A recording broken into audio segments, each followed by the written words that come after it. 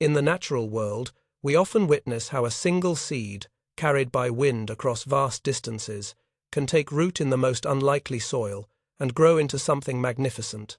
But sometimes, the most extraordinary transformations begin not with seeds scattered by chance, but with those planted deliberately by human hands in the darkest of times. Before we continue this journey, tell us where you're tuning in from, and if this story resonates with you, make sure you're subscribed, because tomorrow I've saved something extraordinary for you. Warsaw, 1910.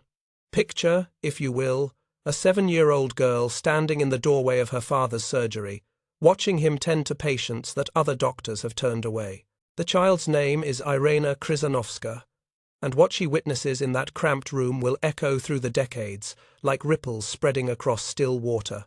Her father, Stanislaw, moves between his patients with the quiet determination of a man who has made peace with his principles. Outside, typhus sweeps through the city's Jewish quarter like wildfire through dry grass. Inside this modest clinic, Dr. Krzyżanowski opens his doors to anyone who seeks healing, regardless of their faith or their ability to pay. Consider for a moment the weight of such a decision. In 1910, Poland, social barriers stand as rigid as mountain ranges. Yet here is a man who sees beyond the artificial boundaries that divide human from human. He moves among his patients, Polish Catholics, Orthodox Jews, the wealthy merchant, and the destitute laborer, with the same gentle care. Young Irena absorbs each gesture, each kindness, like soil drinking in spring rain.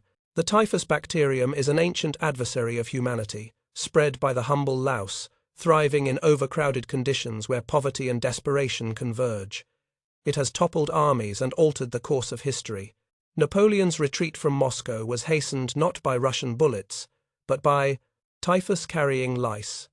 In Warsaw's Jewish quarter, where families crowd into single rooms and sanitation fails under the weight of neglect, the disease finds perfect conditions to flourish. Dr. Krzyżanowski understands the risks. Typhus shows no respect for the healer's noble intentions. Each patient he treats brings him closer to the microscopic enemy that travels from body to body with ruthless efficiency. Yet he continues his work, driven by a moral compass that points steadily toward compassion. Imagine young Irena's world through her eyes. 7 years old, she possesses that remarkable clarity of vision that children maintain before the world teaches them to see differences instead of similarities. She watches her father's hands, the same hands that brush her hair at bedtime, now gently examining a feverish Jewish child whose family has been turned away from 3 other clinics. She sees no contradiction, no strange charity. She simply sees her father being himself. The turning point arrives with the inevitability of seasons changing. Dr. Krzyżanowski, who has treated hundreds of typhus patients, finally succumbs to the disease himself. The bacteria that he has fought so tirelessly claims him as their latest victim. In his final days, delirious with fever, he speaks not of regret but of the children he has saved, the families he has served. His death transforms the Krzyżanowski household like winter transforms a forest. Irena's mother, Janina, finds herself alone with a young daughter and mounting debts. The comfortable life they knew evaporates like morning mist. Yet in this darkness, something unexpected occurs. Representatives from the Jewish community appear at their door, not as strangers, but as extended family. "Your husband saved our children," they tell Janina. "Now we help yours." Through the lean years that follow, these families provide what they can: a scholarship here, a job recommendation there, acts of quiet reciprocity that sustain the widow and her daughter. Irena grows up understanding that kindness creates invisible networks stronger than steel cables, connecting human hearts across the spaces that prejudice creates. The lessons sink deep into fertile ground. As Irena matures, she chooses social work, drawn to help those whom society overlooks. She studies at Warsaw University, where she encounters the radical idea that education should serve all people, not just the privileged few. Her professors speak of justice as something achievable, not merely aspirational. But history has its own plans for Poland. The 1930s bring ominous changes, like storm clouds gathering on distant horizons. Reports filter in from Germany of new laws, new restrictions, new definitions of who deserves dignity and who does not. The poison of anti-Semitism, which has lurked in shadows for centuries, emerges into daylight with official sanction. By 1939, the storm breaks over Poland with devastating Semitism force. German armies pour across the border like floodwaters breaching a dam. Within weeks, a nation disappears beneath the weight of occupation. Warsaw falls, and with it, the familiar world that Irena has known. The transformation that follows defies comprehension. Imagine watching your city change overnight, as if some malevolent force has redesigned reality according to a twisted blueprint. Streets that once welcomed all now bear signs declaring certain areas forbidden to Jews. Families who have lived as neighbors for generations find themselves separated by invisible but impenetrable barriers. Then comes the order that will reshape Irena's destiny. All Jews in Warsaw must relocate to a designated area. 1.3 square miles of cramped streets and crumbling buildings, surrounded by walls topped with broken glass and barbed wire. 400,000 human beings compressed into a space smaller than most university campuses. On a grey morning in November 1940, Irena Sendler, she has married and taken her husband's name, stands at the newly constructed gates of the Warsaw Ghetto. At 30 years old, she possesses the credentials that grant her entry. She works for the Department of Health and Social Services, officially tasked with preventing the spread of infectious disease from the ghetto to the broader city. But as she looks through those gates, she sees something that transforms her understanding of her role. Beyond the barriers designed to contain disease, she witnesses a humanitarian catastrophe of staggering proportions. Families huddle in doorways, children beg for scraps of food, and the elderly collapse from exhaustion and despair.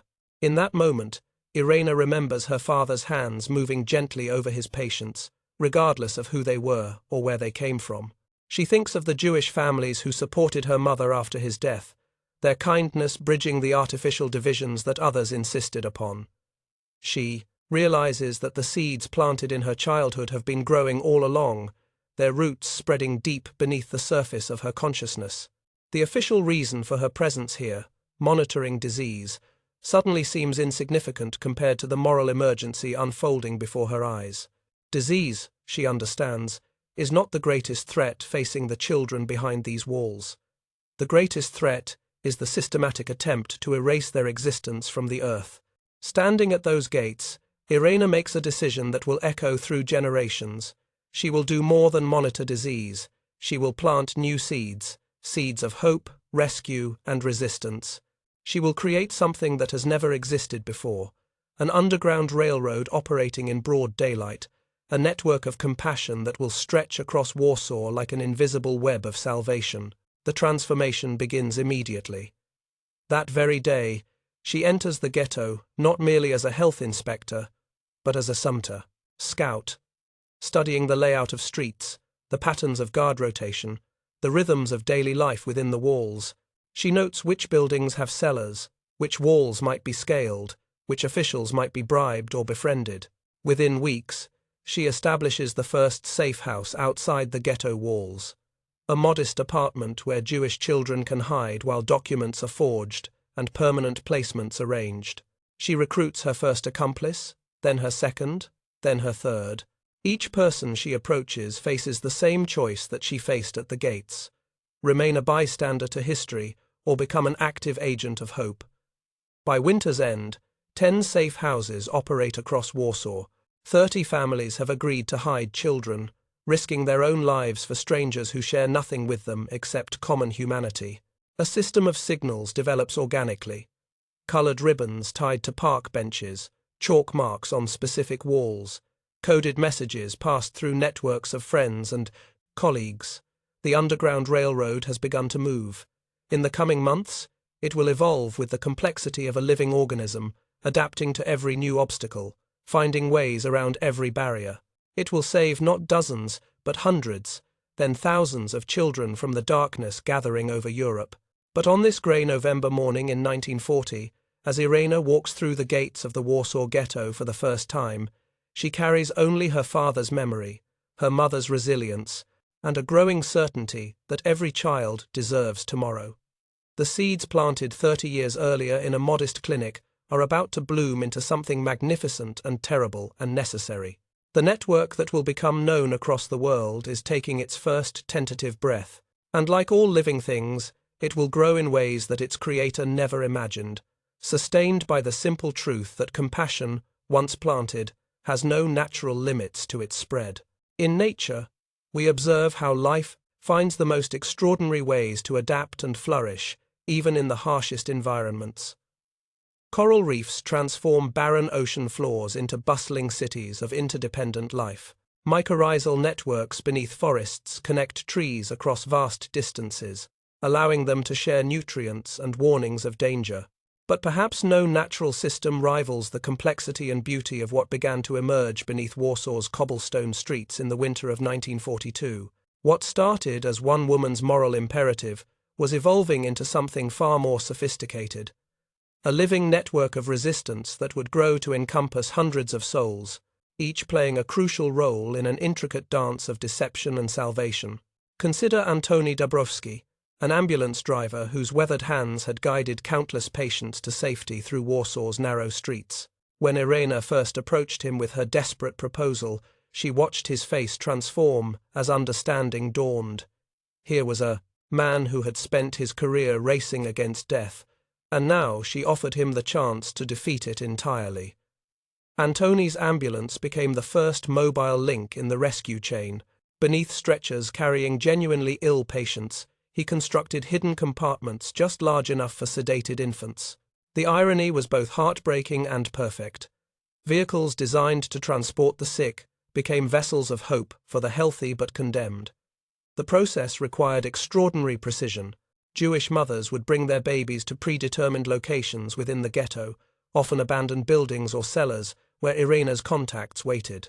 There, Catholic nurses administered carefully measured doses of sedatives, enough to ensure silence during transport, not enough to cause harm. These women, trained to heal, now practiced a different kind of medicine, the art of making children invisible. Picture the scene through Antoni's eyes as he navigated Warsaw's checkpoints. German soldiers, suspicious by training and brutal by nature, would lift stretchers to examine patients.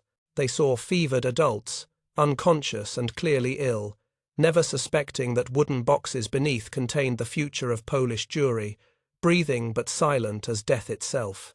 But networks, like living organisms, must diversify to survive. When German forces increased their scrutiny of ambulances, the system adapted with remarkable creativity. Jan Grabowski, a janitor at a Catholic orphanage, discovered that his keys opened more than just doors. They opened possibilities. Midnight became the hour of transformation. Jan would unlock the orphanage's rear entrance just as garbage trucks arrived for their scheduled collections. But these trucks carried more than refuse. Hidden within specially constructed compartments, Jewish children made their passage from one world to another, emerging in the pre-dawn darkness as Catholic orphans with fresh identities and fabricated histories. The psychological challenge of this transformation defied comprehension. Imagine a 10-year-old child who has known only Hebrew prayers, suddenly required to recite Catholic liturgy without hesitation. Picture 5-year-olds coached to forget their real names, their parents' faces, the lullabies their mothers sang. The network developed child psychologists who worked with rescued children, teaching them not just new identities but new souls. Churches became printing presses for hope. In basement rooms beneath altar stones, priests worked by candlelight to create baptismal certificates that aged documents decades in single nights. They developed techniques for manufacturing paper that appeared worn by time, ink that seemed faded by years of handling, signatures that matched the handwriting of clergy long dead. Father Marcin Godlewski, whose hands had blessed thousands of Warsaw's faithful, now used those same hands to forge God's approval for children who had never heard of Jesus Christ. Each false certificate represented not deception, but a deeper truth, that every child deserved protection, regardless of the circumstances of their birth. The network's most remarkable innovation emerged through necessity, when traditional escape routes became compromised. Storm drains beneath Warsaw's streets, originally designed to channel rainwater, became underground highways for human cargo. Children as young as 4 learned to crawl through narrow tunnels, guided by whispered instructions and the promise of daylight at journey's end. These subterranean passages required their own specialists, sewer workers, men who knew every pipe and junction beneath the city, became guides through an underworld that existed parallel to the persecution above.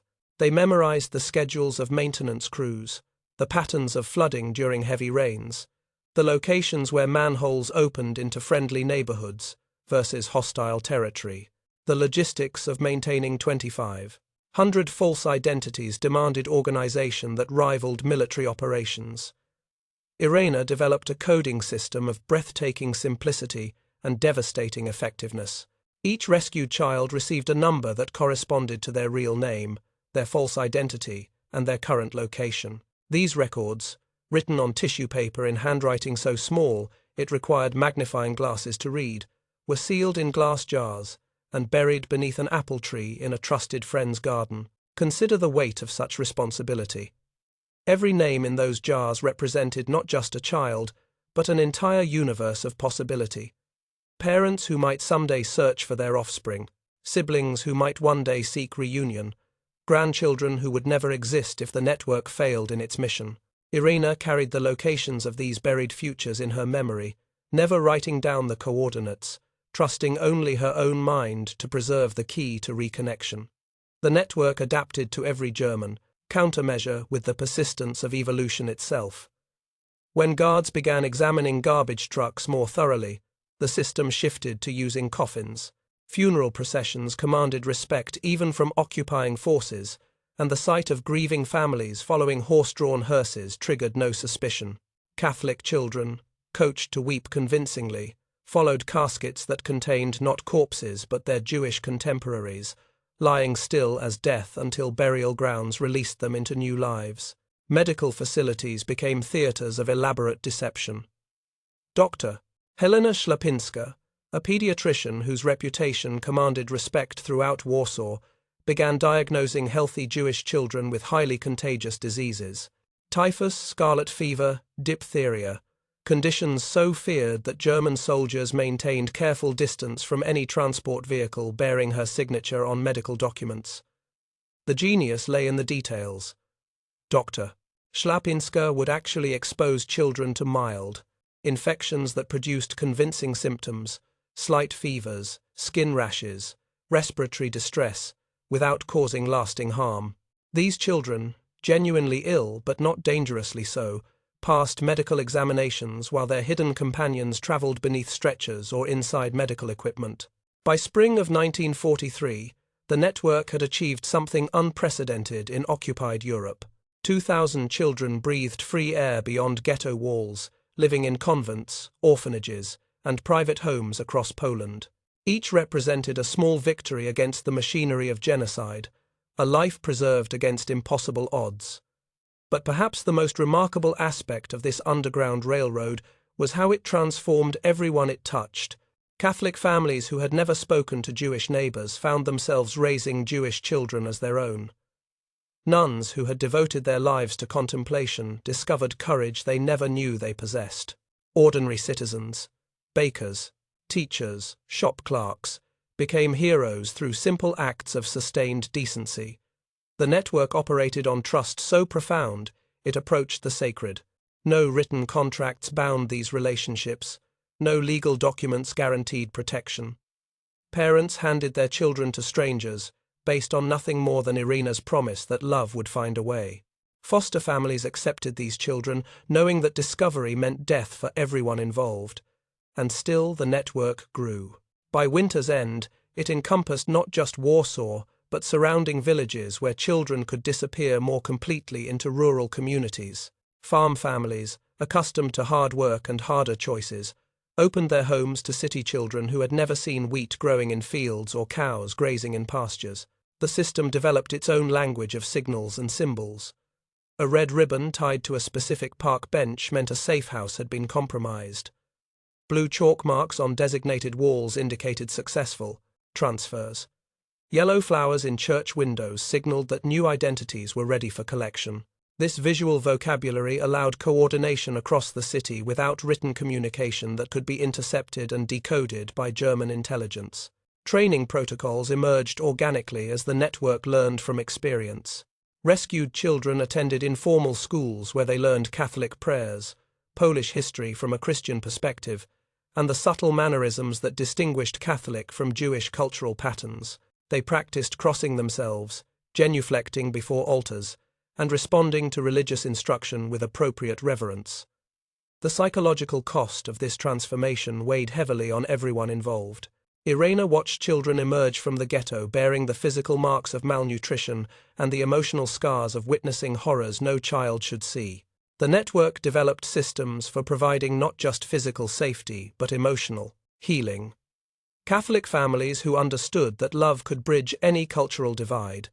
Therapists who worked to help children process trauma without losing hope. As spring turned to summer in 1943, the rescue network had become something that defied easy categorization. It was part Underground Railroad, part adoption agency, part witness protection program, and part resurrection service. It had saved 2,000 lives and was preparing to save thousands more. But in the shadows, German intelligence officers were beginning to notice patterns. Too many Jewish children had simply vanished. Too many Catholic families had suddenly acquired new children with questionable documentation. Too many ambulances were traveling routes that made no medical sense. The hunter was about to become the hunted. In the predator-prey relationships that govern the natural world, we witness an eternal dance of adaptation and counter-adaptation. The gazelle develops greater speed. The cheetah evolves superior acceleration. The moth perfects its camouflage. The bat refines its echolocation. But sometimes, in the most remarkable reversals, the hunter becomes the hunted, and the prey reveals weapons that were hidden all along. October 20th, 1943. Dawn breaks over Warsaw with the pale light of autumn, carrying in its silence the promise of another day in a city that has learned to whisper its hopes. In a modest apartment on Ludwika Wasilewska Street, Irena Sendler awakens to the sound of boots on cobblestones, a sound that has become as familiar as breathing in occupied Warsaw, yet somehow different this morning, heavier, more purposeful, closer. She moves to her window with the quiet efficiency of someone who has rehearsed this moment in nightmares. Below, black vehicles have positioned themselves with military precision around her building. Men in grey uniforms check watches, examine documents, speak in clipped German phrases that carry the authority of finalized decisions. The network's communication protocols activate with the speed of neural impulses, firing through a vast nervous system. Irena manages one telephone call before the footsteps thunder up the stairwell. A single coded phrase, "The apple tree needs tending," spreads through Warsaw in minutes, triggering responses that have been planned and rehearsed for months. Across the city, safe houses empty with choreographed urgency. Children who have learned to pack their few possessions in seconds gather their bundles and follow predetermined escape routes. Foster families burn documents, scatter evidence, and prepare cover stories that have been polished through repetition. The 30 trusted families, the 10 safe houses, the intricate web of signals and symbols. All of it dissolves into apparent normalcy as efficiently as a school of fish scattering before a shark. When the Gestapo officers burst through her door, they find Irena sitting calmly at her kitchen table, dressed and composed as if she had been expecting them. In a sense, she has. Every day for the past year, she has awakened knowing this moment might arrive. She has prepared for it with the thoroughness of a soldier readying for battle. Irena Sendler, the lead officer announces, consulting his documents with bureaucratic precision. "You are under arrest for activities against the German Reich." She looks at these men, young, mostly, with faces that might have seemed ordinary in different circumstances, and sees in their eyes the peculiar mixture of certainty and uncertainty that characterizes those who follow orders without fully understanding their placity implications. They know she has done something significant enough to warrant their attention. They do not yet comprehend the scope of what they have captured. The ride to Pawiak prison passes through streets that Irena knows as intimately as the lines on her palms. Here, the safe house where 43 children found temporary refuge. There, the church where Father Godlewski forged baptismal certificates by candlelight. Each familiar landmark represents not just geography, but human courage crystallized into action. Pawiak prison squats in central Warsaw like a malignant tumor, its walls designed to contain not just bodies, but hope itself. Built by the Russians in the previous century, it has evolved under German occupation into something more sinister, a place where information is extracted through methods that transform human beings into broken instruments of betrayal. In the basement interrogation rooms, where electric bulbs cast harsh shadows that never soften, Irina faces her inquisitors across a wooden table scarred by the desperate fingernails of previous prisoners. The questions begin simply, almost conversationally: name, age, occupation, family members. But gradually, like water finding cracks in stone, they probe toward the information that matters. You work for the Department of Health and Social Services. The interrogator states, reading from files that seem remarkably detailed. Your duties require frequent visits to the Jewish quarter. Yes, Irina responds, her voice steady despite the circumstances. Monitoring infectious disease, as you know, is crucial for public health. Indeed, yet our records show you visiting the same locations repeatedly. Locations with no reported disease outbreaks. The game has begun in earnest. Irina understands that these men possess fragments of truth, enough to know that something significant has been occurring, not enough to comprehend its full dimensions. Her task is to reveal nothing while appearing to cooperate, to misdirect without being caught in obvious lies. But the Gestapo has spent years perfecting the art of extracting information from unwilling subjects. When words fail to produce results, they turn to more persuasive methods. The first blows land with scientific precision, calculated to cause maximum pain without rendering the subject unconscious. Irina's feet, those feet that have walked countless miles through Warsaw's streets carrying hope from house to house, become targets for methodical destruction. Names? The interrogator demands between strikes. We want names. The clubs descend with metronomic regularity, shattering the delicate bones of her feet, then moving to her legs. Each impact sends shock waves of agony through her body. But Irina's mind retreats to a place they cannot reach. She thinks of the children, 2,000 precious lives now scattered across Poland like seeds on fertile soil. She thinks of the families who have opened their hearts to strangers. She thinks of her father, tending patients who others had abandoned. Through 100 days of systematic torture, she gives them nothing. Not a single name, not one location. Not even the smallest detail that might unravel the network she has spent 2 years building. Her body breaks, but her spirit discovers reserves of strength that surprise even her. The interrogations follow patterns that reveal the German mindset with clinical clarity. They believe, with characteristic efficiency, that sufficient pressure applied to any human being will eventually produce the desired information. They have charts, statistics, psychological profiles that predict how long various personality types can resist before breaking. They have never encountered someone like Irina Sendler. Outside the prison walls, the network demonstrates that it has learned not just to rescue children, but to protect its own. Underground fighters, many of whom owe their own children's lives to Irina's courage, begin planning something unprecedented. They sentence her Nazi interrogators to death and post execution notices on street walls throughout Warsaw, complete with photographs and detailed descriptions. The psychological effect proves devastating to Irina's captors. Men who had terrified others suddenly find themselves terrified.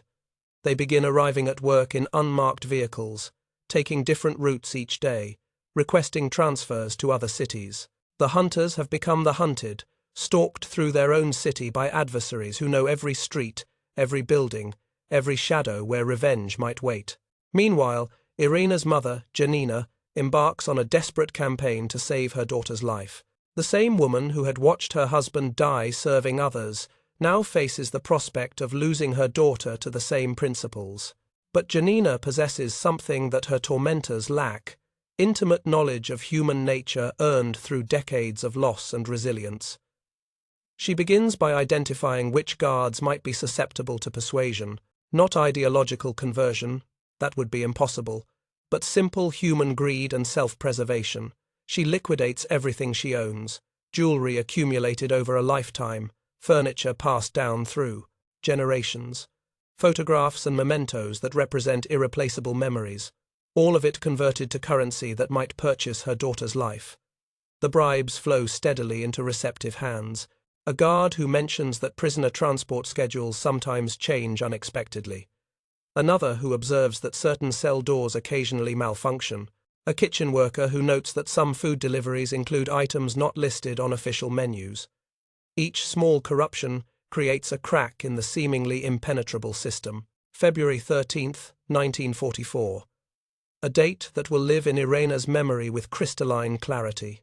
Dawn approaches with winter's pale promise when her cell door opens to reveal not guards, but figures whose faces remain hidden beneath dark clothing. Underground fighters, moving with professional precision through corridors they have mapped and memorized, following a plan that has been rehearsed in abandoned buildings across Warsaw. The escape unfolds with cinematic precision. Guards who have been positioned at crucial checkpoints suddenly discover urgent business elsewhere. Electronic systems experience temporary malfunctions at precisely opportune moments. Transportation appears exactly where and when needed, as if materialized by forces beyond German comprehension. But freedom comes with a price that will follow Irena for the remainder of her life. Her legs, shattered during months of torture, never heal properly. Each step becomes a reminder of the cost of resistance, each movement a testament to the price of protecting innocence. She walks now with the careful gait of someone whose body has been broken but whose spirit remains intact. The woman who emerges from Pauiak prison into the grey light of February morning is both the same Irena Sendler who entered and someone entirely different. Her body bears scars that map the geography of German brutality, but her resolve has been refined by suffering into something approaching pure determination.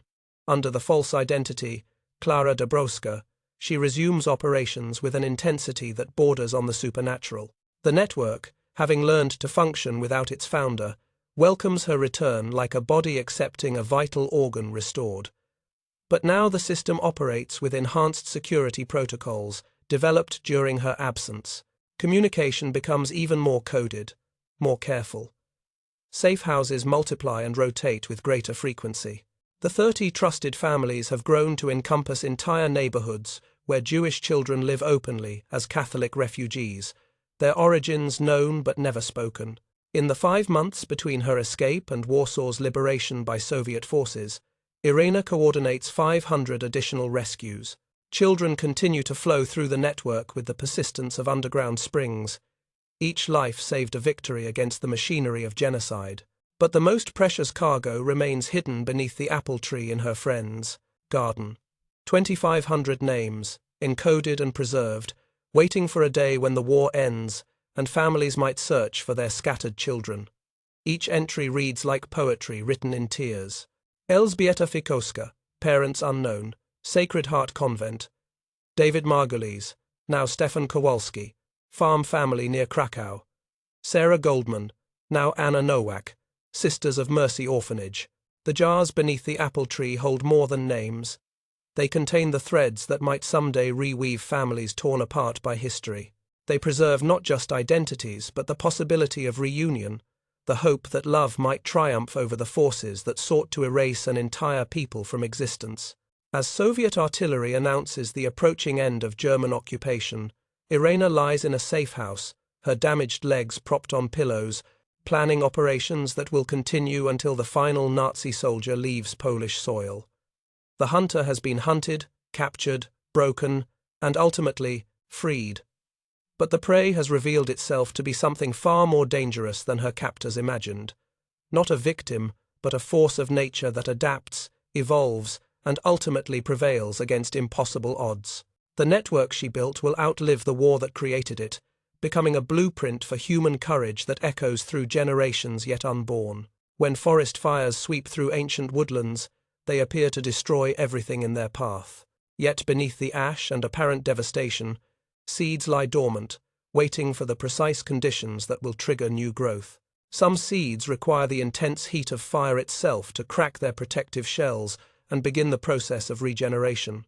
But the tender shoots that eventually emerge face a changed landscape, one where familiar landmarks have vanished, and the very soil has been transformed by catastrophe. Liberation arrives in Warsaw, with the thunder of Soviet artillery and the controlled chaos of armies moving through shattered streets. January 17, 1945. After 5 years and 4 months of occupation, the city awakens to find German forces retreating westward, leaving behind a landscape that defies comprehension. Buildings reduced to skeletal frameworks, streets cratered by explosions, an entire civilization interrupted mid-sentence and forced to begin again with different words. But for Irina Sendler, now walking slowly on legs that bear the permanent marks of Gestapo brutality, liberation brings not celebration but a reckoning that chills her soul. As the smoke clears and the extent of the Holocaust becomes undeniable, she faces a mathematical reality that transforms joy into mourning. Of 3 million Polish Jews alive when the war began, fewer than 300,000 remain. 90% have vanished into ash and memory, their lives reduced to statistics that cannot capture the enormity of what has been lost. Entire families, entire communities, entire ways of life have been erased as if they had never existed.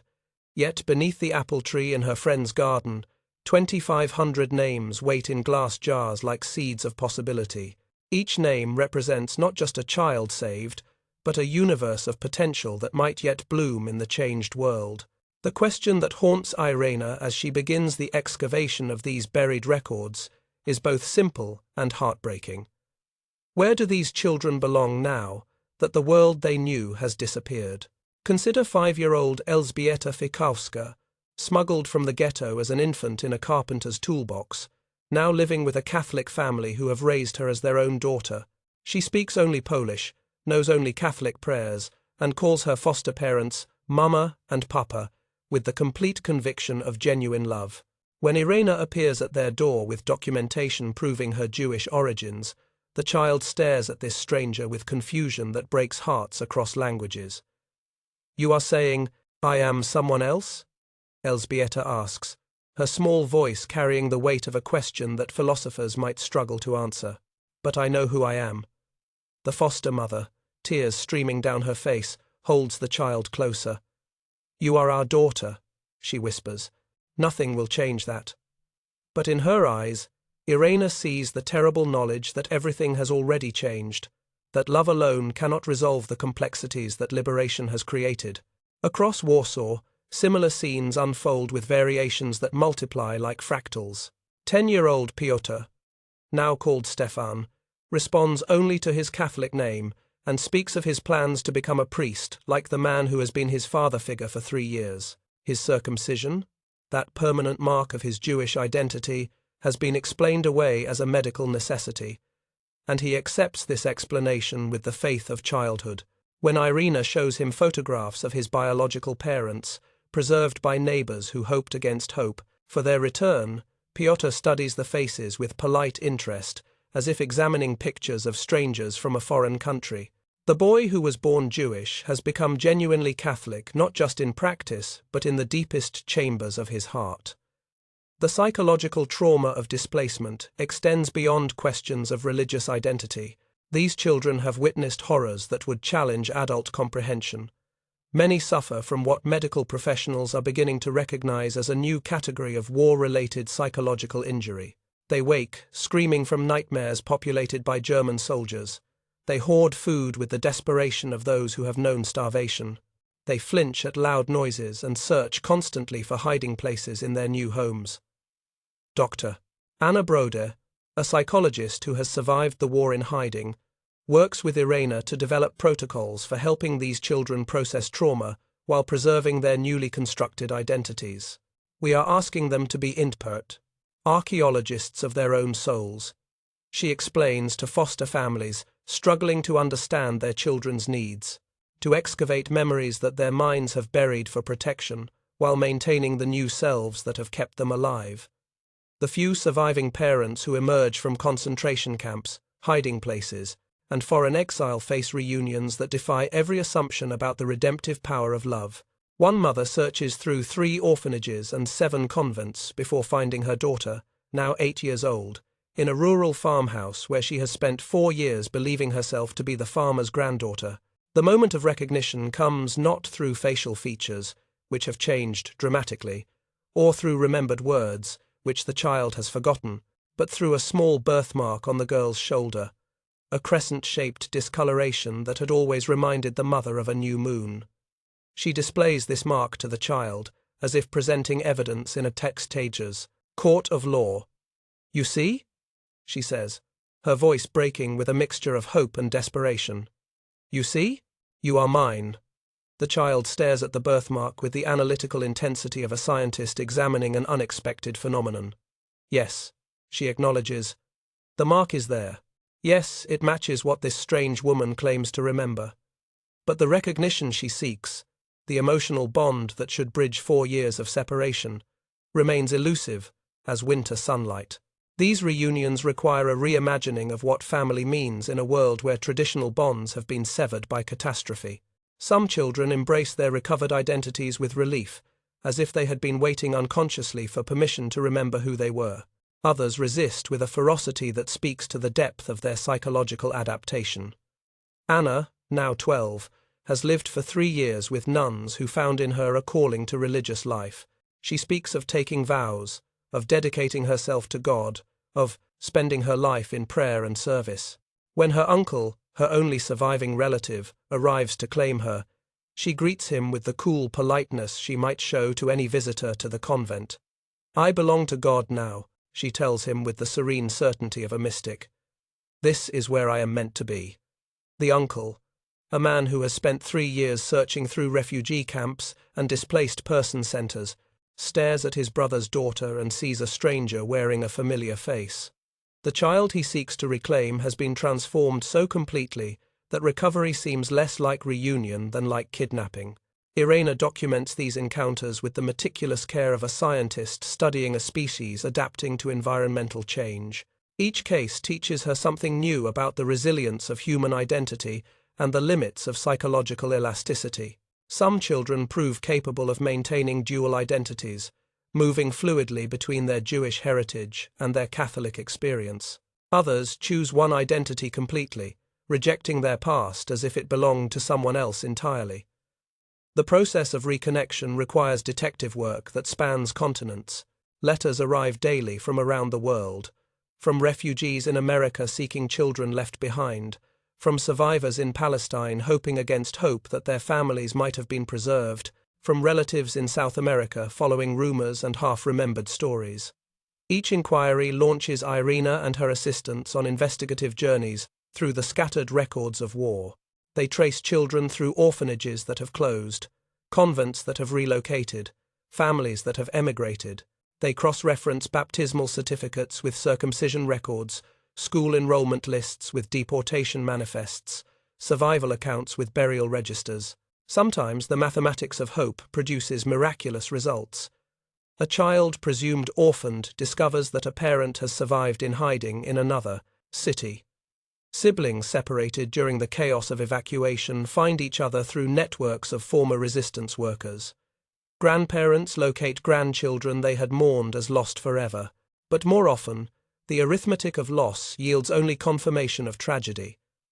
Parents who died in Treblinka cannot reclaim children who survived in Krakow.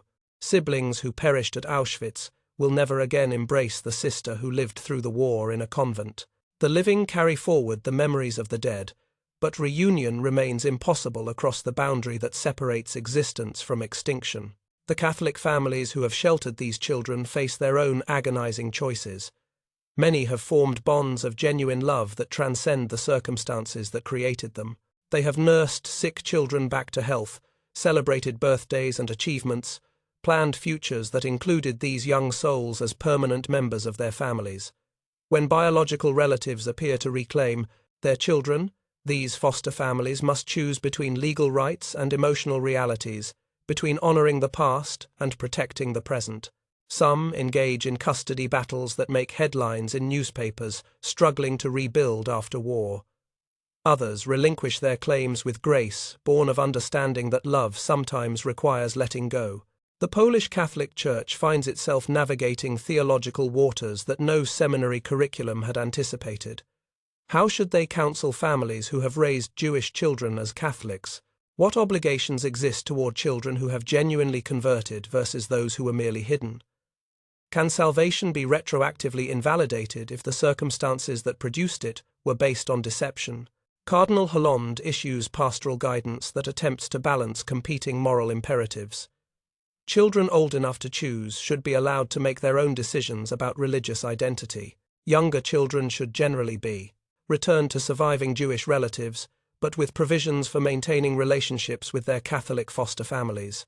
The Church will not prevent reunification, but neither will it abandon children who wish to remain Catholic. These decisions ripple through communities still healing from war's devastation. Neighbors who had sworn secrecy about hidden children now find themselves witnesses in custody proceedings. Priests who had forged baptismal certificates face questions about the validity of sacraments administered under false pretenses. Teachers who had educated Jewish children as Catholics must help them transition to new identities or reclaim old ones. The transformation proves most challenging for adolescents who have reached the age of moral reasoning while living double lives. 15-year-old Jacob, now called Jan, has spent 4 years planning to join the priesthood. His theological knowledge impresses seminary instructors, his devotion appears genuine, and his calling seems authentic. Yet his Jewish heritage, revealed after liberation, complicates his religious vocation in ways that strain ecclesiastical precedent. "I feel called to serve God," he tells the cardinal during a private audience. "Does it matter which prayers I learned first?" The question encapsulates the broader challenge facing post-war Poland. How does a society integrate children who have been transformed by necessity into something different from what they were born to be? How do families reconcile love that transcends blood with obligations that transcend love? How do individuals choose between identities that are equally real but mutually exclusive? Irena watches these reunions, separations, and transformations with the complex emotions of someone who has midwifed a process she could never have fully anticipated. The children she saved have become living embodiments of survival's paradox, preserved through change, rescued through disguise, saved by becoming someone else entirely. As 1945 transitions to 1946, the immediate crisis of reconnection gives way to the longer challenge of integration. Jewish children raised as Catholics must navigate communities that view them with suspicion. Catholic families who sheltered Jewish children face accusations of kidnapping from relatives who want their children returned. The line between rescue and cultural theft blurs in ways that satisfy no one completely. Yet life finds a way forward, as it always does. Mixed families emerge, Jewish children maintaining relationships with both biological and foster parents. Dual celebrations occur where Hanukkah and Christmas share the same household. Children code switch between identities with the fluency of natural linguists, speaking Hebrew at synagogue and Latin at Mass without apparent conflict. The seeds that Irena planted in darkness have grown into something unprecedented, a generation that carries within their cometer hearts the capacity to bridge divides that had seemed unbridgeable. They are children of two worlds, bearing the gifts and burdens of multiple identities, living proof that human beings can be more complex and more resilient than any ideology allows. Their existence challenges every assumption about the immutability of cultural identity, while demonstrating the power of love to transcend the boundaries that hatred seeks to create. In the fossil record, paleontologists discover that some of the most important specimens lie not in easily accessible surface deposits, but buried beneath layers of sediment that accumulated over millions of years. The most significant discoveries often require patient excavation through strata that seem unpromising, following subtle clues that suggest something extraordinary lies hidden beneath the ordinary. Sometimes the most remarkable truths wait in darkness for the precise moment when the right eyes, equipped with the right tools and the right questions, finally uncover what time has concealed. For 40 years, Irena Sendler lived as a ghost in her own country. The communist regime that governed Poland after liberation had no use for stories that complicated their preferred narrative of Soviet salvation. Heroes were supposed to be partisan fighters who had battled fascism with weapons, not social workers who had defeated genocide with compassion. The Underground Railroad that had operated beneath Warsaw's streets conflicted with an official history that emphasized military resistance over moral resistance. Consider the irony. A woman who had saved 2,500 children from extermination was forbidden to speak publicly about her actions. The network that had demonstrated the power of ordinary citizens to resist extraordinary evil became an inconvenient truth in a political system that claimed monopoly on anti-fascist virtue. Irina's story, like the names in those glass jars, was buried beneath layers of ideological sediment. She adapted to this enforced silence with the same practical wisdom that had sustained her through war. If the state would not permit her to be remembered as a rescuer, she would simply continue rescuing in smaller ways. She took a position as a school administrator, her shattered legs climbing stairs each day in service of children who knew nothing of her history. Watch her navigate the corridors of Warsaw's schools in the 1950s and 60s. To her colleagues, she appears to be exactly what her personnel file declares: a dedicated educator with a slight limp and an unusual dedication to helping troubled students. They do not know that her special attention to children from broken families stems from her intimate understanding of displacement. They cannot guess that her uncanny ability to identify students in crisis reflects skills honed in darker times, when recognizing desperation meant the difference between life and death. The few who knew her wartime story maintained their silence with the discipline of former conspirators. Dr. Helena Ślepinska, now working in a pediatric clinic, occasionally exchanged meaningful glances with Irina at professional gatherings, but spoke only of medical matters. Father Godlewski, still serving his parish, offered her communion with hands that had once forged baptismal certificates, but mentioned only spiritual concerns. The children themselves, now adults building lives in communist Poland, faced their own complex relationship with memory. Many chose to let their wartime transformations become permanent, finding it easier to navigate the new political reality as the Catholics they had learned to be, rather than the Jews they had been born. Speaking of rescue networks implied that ordinary Poles, not just communist partisans, had resisted Nazi occupation. A suggestion that carried subtle but real political risks. Yet truth has a persistence that resembles the force by which seeds crack through concrete. Even under conditions designed to suppress it, authentic history seeks ways to surface. In 1965, the Yad Vashem Holocaust Memorial in Jerusalem recognized Irina Sendler as one of the righteous among the nations, honoring non-Jews who had risked their lives to save Jewish people during the Holocaust. The ceremony in Jerusalem might as well have occurred on another planet for all the attention it received in Poland. Polish state media, controlled by a government that preferred to emphasize collective suffering rather than individual heroism, ignored the honor entirely. Irina learned of her international recognition through letters smuggled from Israeli relatives of children she had saved, not through any official announcement. Picture her receiving these letters in her modest Warsaw apartment, reading accounts of the ceremony she could not attend, studying photographs of the medal she could not publicly acknowledge. The woman who had once coordinated one of history's most complex rescue operations now lived in a single room with few possessions, her greatest treasures being letters from her children scattered across the globe. The children wrote faithfully, though carefully. Elżbieta Fikowska, now a social worker herself, sent updates about her family and career, always ending with expressions of gratitude that could not specify their true cause. David, practicing medicine in Israel, described his work in pediatric surgery, without mentioning that his career choice had been inspired by memories of a woman who had saved him when he was too young to save himself. These letters became Irina's secret sustenance during decades, when Poland's official history erased her contributions.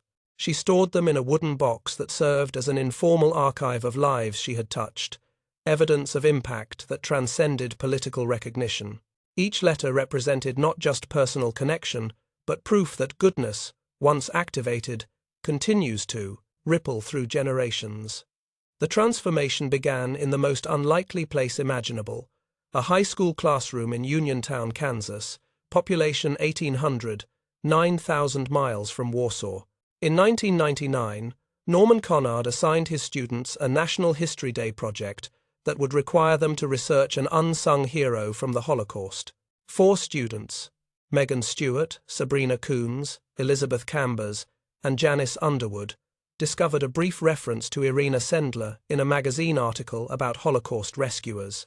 The entry contained one tantalizing sentence: Irina Sendler smuggled 2,500 Jewish children out of the Warsaw Ghetto.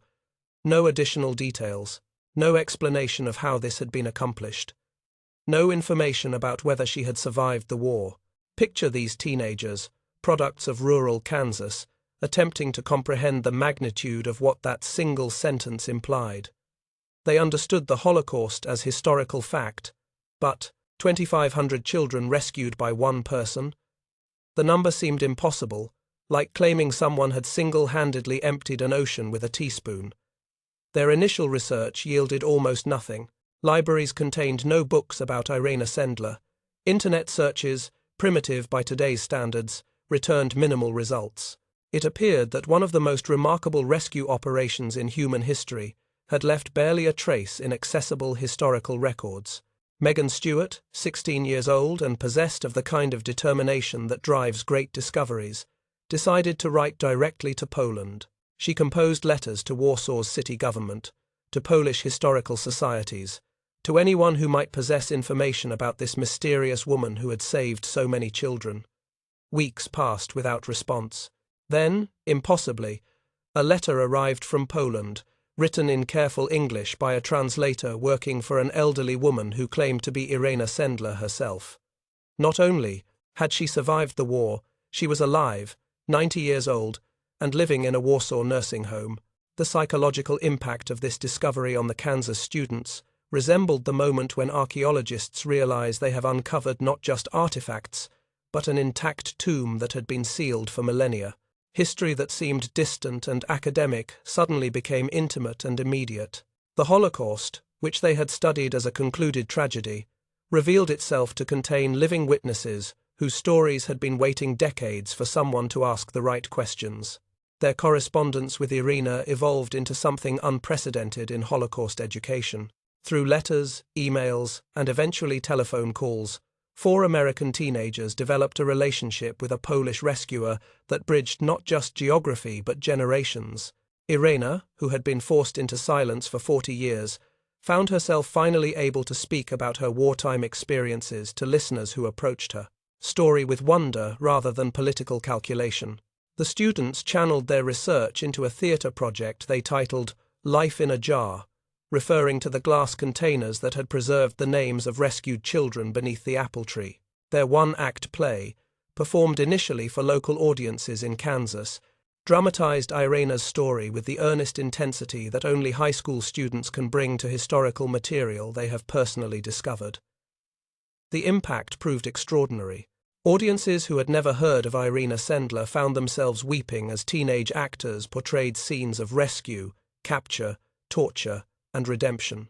The play's power stemmed not from sophisticated theatrical techniques, but from the authenticity of young people sharing a story that had moved them profoundly. Word spread through networks of educators and Holocaust researchers.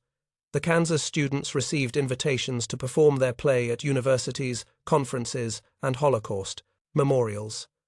Each performance introduced Irina's story to audiences who had believed they were familiar with all the major rescue narratives from World War II. Meanwhile, in Poland, the political landscape was shifting in ways that finally allowed buried truths to surface. The fall of communism in 1989 had created space for historical narratives that the previous regime had suppressed. Polish society was rediscovering its own heroes, examining wartime experiences through new lenses that permitted recognition of individual courage alongside collective resistance. The Kansas Students Project became a catalyst for this historical rehabilitation. Polish media, initially skeptical that American teenagers could teach Poland about its own history, gradually recognized that these young researchers had uncovered something significant that their own historians had overlooked or ignored. Suddenly, letters poured into Irina's nursing home from around the world. Journalists requested interviews. Documentary filmmakers sought permission to tell her story. Publishers offered book contracts. The woman who had lived in enforced anonymity for 4 decades found herself at the center of international attention, but perhaps the most meaningful correspondence came from the children themselves, now grandparents, who had been scattered across the globe and had lost touch with their rescuer. The publicity surrounding the Kansas Students Project served as a beacon that drew together survivors who had been searching for each other for 60 years. Abraham, now living in Australia, read about Irena in a Melbourne newspaper and immediately wrote to thank the woman he remembered as Jolanta, the code name she had used in the ghetto. Sarah, a grandmother in Montreal, saw the story on television and recognized the face she had been trying to remember since childhood. David, the pediatric surgeon, finally had an address where he could send the letter he had been composing in his mind for decades. These reunions, facilitated by modern communication but rooted in bonds forged during humanity's darkest hour, provided Irena with something more precious than any official recognition. She had lived her final years wondering whether her actions had mattered, whether the children she had saved had survived and thrived. Now she received confirmation that her network had produced not just survivors, but families, careers, contributions to society that multiplied her impact across generations. The nursing home in Warsaw, previously a quiet place where elderly residents passed their remaining years in relative obscurity, became an international destination. Visitors arrived from 6 continents to meet the woman who had saved 2,500 children. Photographers documented her meetings with survivors who brought children and grandchildren to meet the person who had made their existence possible. Poland, embarrassed by decades of historical amnesia regarding its own heroes, rushed to make amends. Streets were renamed in Irena's honor. Schools adopted her name and her story. The government that had once suppressed her memory now celebrated her as a national treasure. Yet Irena herself remained remarkably unchanged by this international attention. Visitors expected to find someone who had been transformed by recognition, who carried herself with the dignity of acknowledged heroism. Instead, they encountered a modest woman who seemed genuinely puzzled by the acclaim, who insisted that her actions had been nothing extraordinary, who maintained that anyone in her circumstances would have done the same. "I was just doing my job," she told interviewer after interviewer, with the matter-of-fact tone of someone discussing routine administrative duties. "Every child saved is a justification for my existence on this earth." The Kansas students, now young adults, visited Poland in 2001 to meet their research subject, in person. The encounter between American teenagers and Polish rescuer created a bridge across time and culture that demonstrated history's power to connect lives separated by geography and generations. Megan Stewart, standing beside Irena's wheelchair in the Warsaw nursing home, struggled to reconcile the frail woman before her with the heroic figure she had researched for 3 years. But in Irena's eyes, she recognized something that photographs and documents could not convey: the persistence of moral clarity that had sustained her through war, repression, and rediscovery. "Thank you for finding me," Irena whispered, holding Megan's hand with fingers that had once buried glass jars filled with the names of rescued children. "Thank you for remembering." The irony was profound. It had taken American high school students to remind Poland of its own forgotten hero. The story that had been buried beneath 40 years of political sediment had finally risen to the surface, carried by the curiosity of young people who had approached history without preconceptions or political agendas. Like fossils that reveal their secrets only when examined by the right combination of tools and timing, Irena Sendler's story had waited patiently for the moment when the proper conditions would allow truth to emerge from darkness. The Kansas students had provided not just research skills, but something more precious: fresh eyes that could see significance where others had seen only silence. The seeds buried in glass jars had finally found their way to sunlight, growing into recognition that spanned continents and connected generations in bonds of gratitude that time could not diminish. In quantum physics, we encounter the fascinating concept of dark matter, invisible substance that comprises 85% of the universe, yet reveals itself only through its gravitational effects on visible matter. We know it exists because of what we can observe around it: the way galaxies bend and spiral in patterns that require more mass than we can directly detect. Similarly, in the deepest archaeological investigations, the most profound discoveries often concern not what we find, but what we infer must have existed in the spaces between the evidence. The story of Irena Sendler and her rescue network, remarkable as it appears in documented detail, represents perhaps only the visible portion of a vastly larger constellation of courage that operated throughout occupied Poland. Like astronomers studying distant galaxies, historians examining this period discover that the gravitational effects of unknown heroes continue to influence the orbital patterns of lives lived decades later. Consider the mysteries that haunt even the most thoroughly researched accounts. Warsaw's sewer system, that underground network that became highways for human cargo, still yields secrets to maintenance workers who occasionally discover pre-war coins, children's shoes, and fragments of clothing in tunnels that served as escape routes. Each artifact raises questions that multiply like fractals. How many children passed through these passages? How many successful rescues occurred without documentation? How many lives were saved by networks that left no records because their very survival depended on invisibility? The mathematics of rescue defies precise calculation. Historians estimate that Irena's documented network saved 2,500 children, but in formal networks, families who harbored children without official coordination, individuals who made spontaneous decisions to shelter strangers, underground cells that operated independently of larger organizations, might have saved thousands more. In 1997, construction workers renovating a building in central Warsaw discovered a sealed room containing forged documents dating from 1943, baptismal certificates, school records, and identification papers bearing names that matched no known residents, all created with professional precision that suggested systematic rather than amateur operation. The documents implied the existence of a parallel forgery network that had never been identified by researchers or acknowledged by survivors. DNA testing in 21st century Poland has revealed Jewish ancestry in families who had no conscious knowledge of their heritage. Children hidden so successfully that they grew up genuinely believing their false identities, married, raised families, and passed on genetic markers that only modern science could detect. Their existence suggests that some rescue operations achieved such complete transformation that even the rescued forgot they had been rescued. The question of German complicity haunts every analysis of rescue operations in occupied Poland.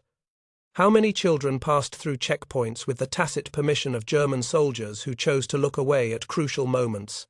Official records document instances of Wehrmacht personnel who refused orders to participate in deportations, but the full scope of such resistance remains hidden beneath layers of post-war silence.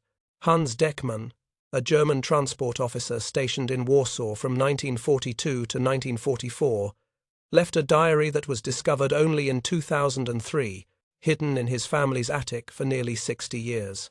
His entries describe moments when he deliberately misread transport documents, allowing obvious discrepancies to pass unnoticed.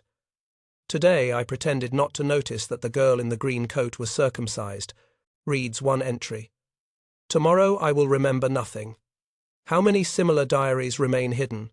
How many German families possess letters or documents that their fathers or grandfathers were too ashamed or too frightened to reveal during decades when admitting any form of resistance to Nazi policies carried social or legal consequences?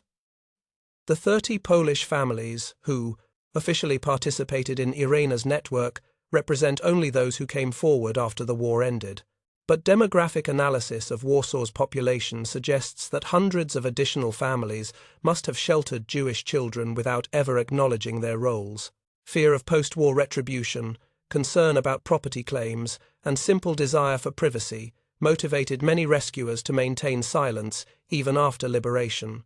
In 2008, 93-year-old Helena Kowalski died in a Warsaw apartment where social workers discovered a hidden cache of children's clothing from the 1940s. Size indicators and careful preservation suggested these garments had belonged to multiple children over several years. Yet no one in her neighborhood knew of any wartime residents other than Helena herself, and she had died without revealing the story that these artifacts implied. The phenomenon extends beyond Warsaw to rural communities throughout Poland. Village churches, contain baptismal records that show suspicious spikes in infant baptisms during specific months in 1943 and 1944. Children aged 5 or 6 were recorded as newborns, complete with sponsors and family histories that careful investigation reveals to be fabricated. The careful handwriting and official seals suggest coordination between rural priests and unknown urban networks that facilitated the placement of children in communities far from Warsaw. Modern forensic genealogy has identified at least 12 women who served as couriers for various rescue networks, but whose names appear in no survivor testimonies or official records. They died under Gestapo torture without revealing their identities or their connections, carrying to their graves the details of operations that saved unknown numbers of children. Their existence became evident only through cross-referencing German arrest records, with Polish missing person reports, and careful analysis of gaps in documented resistance activities. The psychological mysteries prove as compelling as the logistical ones. How did children as young as 4 learn to maintain false identities with such consistency that they never endangered their protectors? Child psychology suggests that such sustained deception should have been impossible for minds still developing basic concepts of truth and identity. Yet thousands of children lived double lives with the skill of trained intelligence operatives. Dr. Rachel Brenner, studying post-war testimonies from hidden children, has identified patterns of psychological adaptation that suggest some form of systematic training occurred. Children describe techniques for managing fear, maintaining false identities, and communicating with protectors using coded language that implied coordination beyond individual family arrangements. The sophistication of these methods suggests the existence of child psychologists or educators who developed curricula for survival that have never been documented. The question of resources haunts every analysis of large-scale rescue operations. Feeding, clothing, and sheltering 2,500 children required enormous quantities of food, medicine, and clothing during a period of severe wartime shortages. Official ration cards could not have supported such numbers without arousing suspicion. Black market purchases would have required vast sums of money and extensive criminal connections. Financial records from Swiss banks, released in the 1990s as part of Holocaust asset recovery efforts, reveal anonymous transfers to accounts in neutral countries that were subsequently connected to Polish resistance activities. The amounts involved, equivalent to millions of dollars in contemporary currency, suggest that international networks may have funded rescue operations on a scale that exceeded anything documented in survivor testimonies.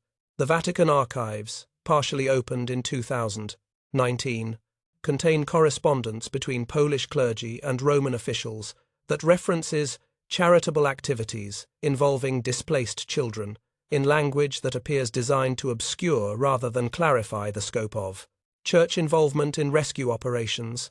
Cardinal Holland's papers include references to special pastoral care and emergency baptisms that imply institutional support for rescue networks beyond what has been publicly acknowledged. The technology of rescue also reveals gaps in documented history. The forged documents produced by various networks demonstrated sophisticated printing techniques that required equipment, materials, and expertise typically available only to commercial or government operations. Yet no printing company has ever been identified as collaborating with rescue networks, and post-war investigations found no evidence of stolen government equipment being used for forgery operations. In 2015, renovation of a Warsaw apartment building revealed a complete printing operation sealed behind a false wall since 1944. The equipment included professional-grade presses, specialized papers, and chemical treatments for aging documents. The sophistication of the operation implied the involvement of commercial printers or government employees, yet none of the building's documented wartime residents possessed relevant expertise.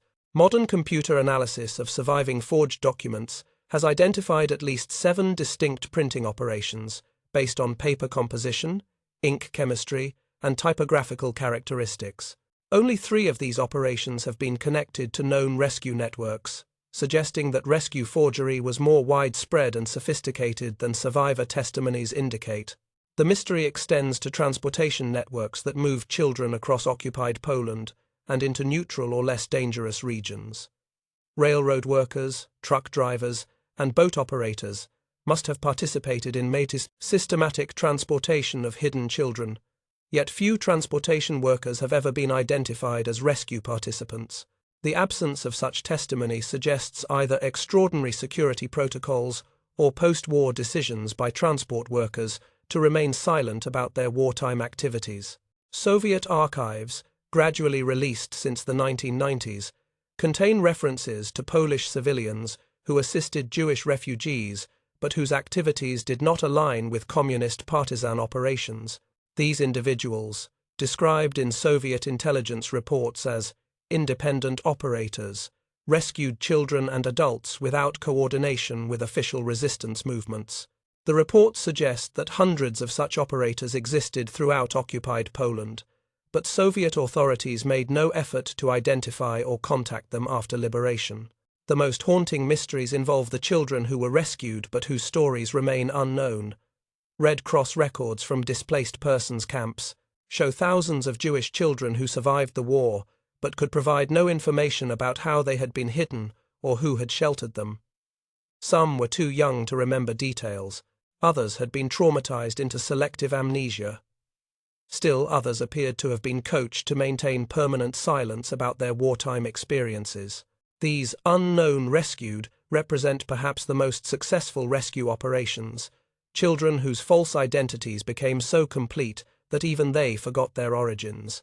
Their existence in post-war records implies the operation of rescue networks so sophisticated that they achieved what modern witness protection programs would consider ideal outcomes: complete integration of protected individuals into new identities that could never be traced back to their sources. DNA analysis has now identified Jewish ancestry in over 3,000 Polish families who have no conscious knowledge of Jewish heritage. The geographic distribution of these families suggests systematic placement of children across the country, with particular concentrations in rural areas that had minimal Jewish populations before the war. The pattern implies coordination between urban rescue networks and rural placement systems that operated with remarkable efficiency but left minimal historical traces. As technology advances, new mysteries emerge. Ground-penetrating radar surveys of former ghetto areas occasionally detect underground chambers that do not appear on any wartime maps. Some contain artifacts suggesting they served as hiding places or storage facilities for rescue operations. Others remain sealed, their contents and purposes unknown, waiting for archaeological techniques that might someday reveal their secrets without disturbing whatever remains inside. The Warsaw sewers continue to yield discoveries. In 2020, maintenance workers found a waterproof container containing photographs of children, carefully preserved but bearing no identifying information. The faces in these photographs, dozens of young lives captured in images that someone considered important enough to hide and preserve, represent stories that may never be recovered, evidence of rescue operations that succeeded so completely they vanished into the darkness that concealed them. Each discovered artifact, each newly identified survivor, each released archival document adds pieces to a puzzle whose full dimensions remain unknowable. The documented rescue of 2,500 children by Irena Sendler's network may represent only a fraction of the actual number of lives saved by the constellation of courage that operated throughout occupied Poland. Like dark matter in the universe, these unknown rescues reveal themselves only through their effects, the gravitational pull they continue to exert on families, communities, and historical understanding. The empty spaces in our knowledge echo with voices that chose silence over recognition, understanding that some forms of heroism achieve their greatest power by remaining forever hidden in the shadows that once protected the innocent. When we observe supernovas through powerful telescopes, we witness stellar explosions that occurred millions of years ago, their light only now reaching our eyes across the vast distances of space. Yet these ancient events continue to influence the cosmos today, creating shock waves that trigger the formation of new stars, scattering heavy elements that become the building blocks of planets and life itself. A single stellar death becomes the foundation for countless future creations, its effects rippling through space and time in patterns too complex for any mind to fully comprehend. Today, as you listen to this story, 40,000 human beings walk the earth, whose existence traces back to a decision made by one Polish social worker in 1942. They are teachers, shaping young minds in classrooms from Tel Aviv to Toronto. They are surgeons, saving lives in hospitals from Melbourne to Manhattan. They are artists, creating beauty that moves hearts in galleries from Paris to Phoenix. They are parents raising children who will grow up to change the world in ways we cannot yet imagine. Each of these 40,000 lives represents not just survival, but multiplication, the exponential mathematics of hope realized across generations. Elżbieta Fikowska, the 6-month-old infant smuggled from the Warsaw Ghetto in a carpenter's toolbox, became a social worker specializing in helping orphaned children. Her choice of profession was no coincidence. It emerged from a deep understanding, planted in infancy and nurtured through childhood, that every child deserves protection regardless of their circumstances. Elżbieta married, raised 3 children, and influenced the lives of hundreds more through her professional work. Her son became a teacher who developed innovative programs for refugee children, arriving in Poland from various global conflicts. Her daughter chose medicine, specializing in pediatric trauma, work that traces its inspiration to stories her mother shared about a woman named Jolanta, who had saved her when she was too young to remember. Follow this single thread through time and observe how one rescued life multiplies into countless others. Elżbieta's grandchildren are now reaching adulthood, their career choices unconsciously influenced by family stories about the importance of helping others. One studies international law with a focus on children's rights.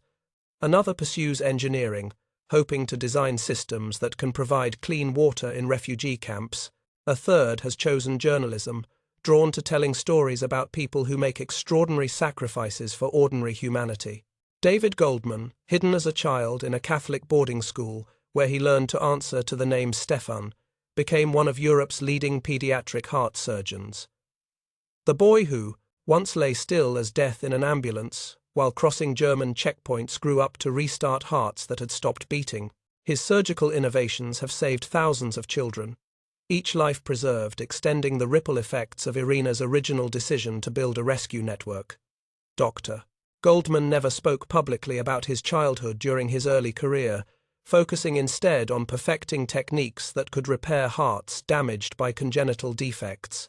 But in his private moments, particularly during the most challenging surgeries, he found himself thinking about the hands that had once guided him to safety, medical professionals who had risked their lives to preserve his. When he finally began sharing his story at medical conferences, his testimony inspired a new generation of physicians to consider how their skills might serve populations beyond their immediate communities. Medical schools now include Holocaust rescue stories in their curricula, not as historical curiosities, but as examples of how healing professions can transcend traditional boundaries when circumstances demand extraordinary response. The mathematical progression continues exponentially. David's patients grew up to become doctors, teachers, parents, and community leaders themselves. His surgical techniques are now taught in medical schools worldwide, extending his influence far beyond the children he personally saved. A heart surgery performed in Chicago using methods he developed might preserve the life of a child who grows up to discover a cure for cancer. The connections multiply beyond any possibility of tracking. Sarah Berliner, now Sarah Kowalski, was 8 years old when nuns taught her to pray in Latin while carefully preserving her knowledge of Hebrew prayers that she must never speak aloud. The experience of maintaining dual spiritual traditions gave her a unique perspective on religious diversity that shaped her adult work as an interfaith dialogue coordinator. After immigrating to the United States, Sarah spent 40 years building bridges between Jewish and Christian communities, organizing exchange programs, collaborative social service projects, and educational initiatives that helped thousands of people discover common ground across religious differences. Her work has prevented countless incidents of religious conflict and created partnerships that continue to strengthen interfaith relationships in communities across North America. The children Sarah influenced through her interfaith work have become religious leaders, educators, and activists who carry forward her message that diversity strengthens rather than threatens communities.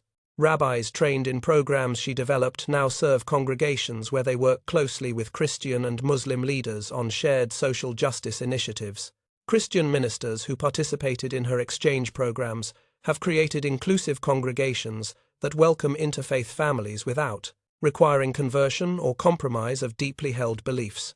Consider the remarkable story of twins Miriam and Rachel, separated during rescue operations and hidden in different convents on opposite sides of Poland. They grew up as Catholics named Maria and Anna, each believing her sister had perished during the war. Only in 1987, 44 years after their separation, did they rediscover each other through networks of Holocaust survivors who had been brought together by publicity surrounding Irina's rediscovered story. Their reunion, emotional beyond description, led to joint work establishing programs for separated families worldwide. They founded an organization that helps reunite families torn apart by war, natural disasters, and political persecution. Their methods, refined through personal experience of loss and recovery, have reunited thousands of families across 6 continents. The twins' children grew up hearing stories about the importance of family, connection, and the possibility of healing even the most devastating separations. One daughter became a specialist in international adoption, focusing on maintaining connections between adopted children and their birth cultures. A son chose diplomatic service, working in refugee resettlement programs that prioritize keeping families together during crisis situations. Each rescued child became a seed that grew into a tree whose branches now shelter countless others. Anna Domenska, hidden in a rural farmhouse where she learned to milk cows and tend chickens, became an agricultural scientist who developed drought-resistant crops that now feed millions of people in developing countries. Her work stems from early memories of hunger and a deep understanding that food security represents the foundation of human dignity.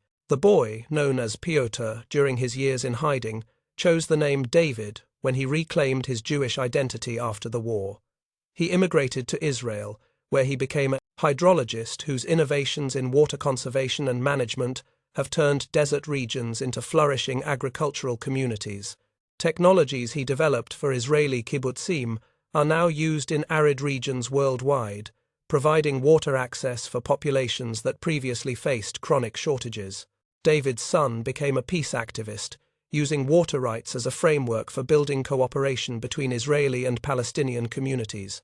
His work has created shared water management systems that require collaboration across political and cultural divides, demonstrating that survival needs can override ideological differences when people focus on practical solutions rather than historical grievances.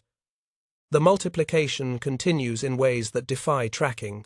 A child hidden in a Warsaw convent becomes a nun whose work with homeless populations in São Paulo saves hundreds of street children from violence and exploitation. A boy rescued through Irina's network becomes a prosecutor, specializing in human trafficking cases, applying lessons learned about rescue networks to modern efforts to free children from contemporary forms of slavery. The Kansas students who rediscovered Irina's story have carried forward their own version of rescue work. Megan Stewart became a documentary filmmaker who tells stories of unsung heroes, ensuring that other remarkable individuals do not disappear into historical silence. Her films have inspired viewers to recognize heroism in their own communities and to act on moral convictions that might otherwise remain dormant. Sabrina Coons chose education, developing curricula that help students understand how ordinary people can respond to extraordinary circumstances.